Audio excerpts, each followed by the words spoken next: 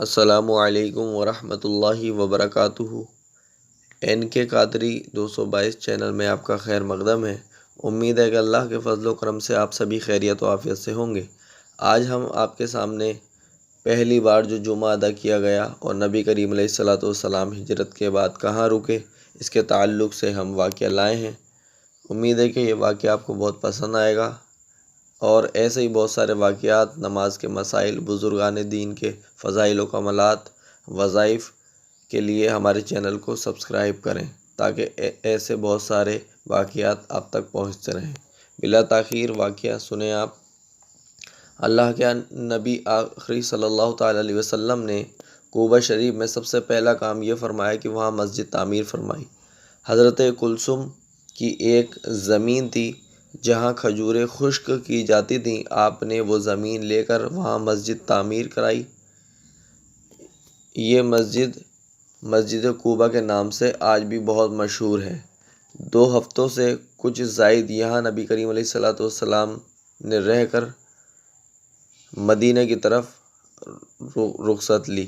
راستے میں قبیلہ بنی سالم کی مسجد میں پہلا جمعہ ادا فرمایا، پھر آپ شہر مدینہ تشریف لائے۔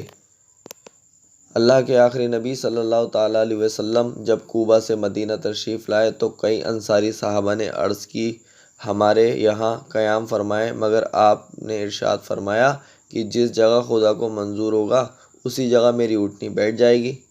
مطلب حضور نبی کریم علیہ الصلاۃ والسلام نے فرمایا کہ جہاں خدا کو منظور ہوگا وہاں میری اونٹنی بیٹھ جائے گی۔ جہاں آج مسجد نبوی ہے یہاں پر آپ کی سواری بیٹھی۔ اسی کے قریب حضرت ابو ایوب انصاری رضی اللہ تعالیٰ عنہ کا مکان تھا۔ حضرت ابو ایوب انصاری رضی اللہ تعالیٰ عنہ آپ کی اجازت سے آپ کا سامان اپنے گھر لے گئے، اور رسول اللہ صلی اللہ علیہ وآلہ وسلم نے ان کے گھر قیام فرمایا۔ 7 مہینے تک حضرت ابو ایوب انصاری رضی اللہ تعالیٰ عنہ نے آپ کی میزبانی کا شرف حاصل کیا، یعنی حضور نبی کریم علیہ الصلاۃ والسلام ابو ایوب انصاری رضی اللہ تعالیٰ عنہ کے گھر 7 مہینے رہے، اور ابو ایوب انصاری رضی اللہ تعالیٰ عنہ 7 مہینے حضور کے میزبان رہے۔ سبحان اللہ۔ جب مسجد نبوی اور اس کے آس پاس کے کمرے تیار ہو گئے تو آپ اپنی ازواج کے ساتھ وہاں قیام فرما ہوئے۔ سبحان اللہ۔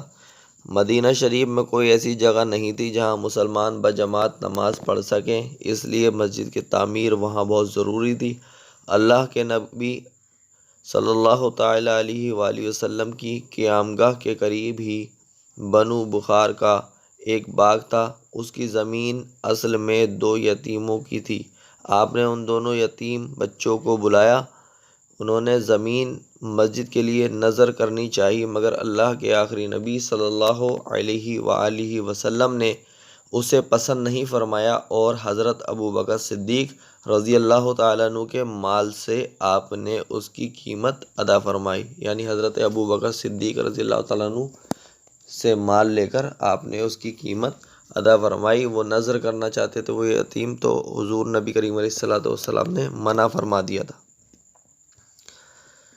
زمین ہموار کر کے خود آپ نے اپنے دست مبارک سے مسجد کی بنیاد ڈالی، اور کچی اینٹوں کی دیوار اور کھجور کے ستونوں پر کھجور کی پتیوں سے چھت بنائی جو بارش میں ٹپکتی تھی۔ اس مسجد کی تعمیر میں صحابہ اکرام رضی اللہ عنہم کے ساتھ خود رسول اللہ صلی اللہ علیہ وآلہ وسلم بھی اینٹیں اٹھا کر لاتے تھے۔ یہیں پر اذان کی ابتدا ہوئی۔ شروع میں حضرت بلال حبشی رضی اللہ تعالیٰ عنہ مسلمانوں کو نماز کے لیے بلایا کرتے تھے، پھر حضرت عبداللہ بن زید انصاری اور دیگر صحابہ اکرام رضی اللہ تعالیٰ عنہم نے خواب میں اذان کے الفاظ سنے۔ آپ کے حکم سے حضرت عبداللہ بن زید نے وہ الفاظ حضرت بلال کو سکھائے اور وہ اذان دینے لگے۔ اسی دن سے شرعی اذان کا طریقہ شروع ہوا جو آج تک جاری ہے، اور انشاءاللہ تعالی عز و جل قیامت تک جاری اور ساری رہے گا۔ کمنٹ باکس میں بتائیں کہ آپ کو واقعہ کیسا لگا، اور ہمارے چینل این کے قادری 222 کو سبسکرائب کریں تاکہ ایسے بہت سارے اسلامک معاملات کے لیے ہم آپ کے پاس واقعات پہنچاتے رہیں۔ السلام علیکم ورحمۃ اللہ وبرکاتہ۔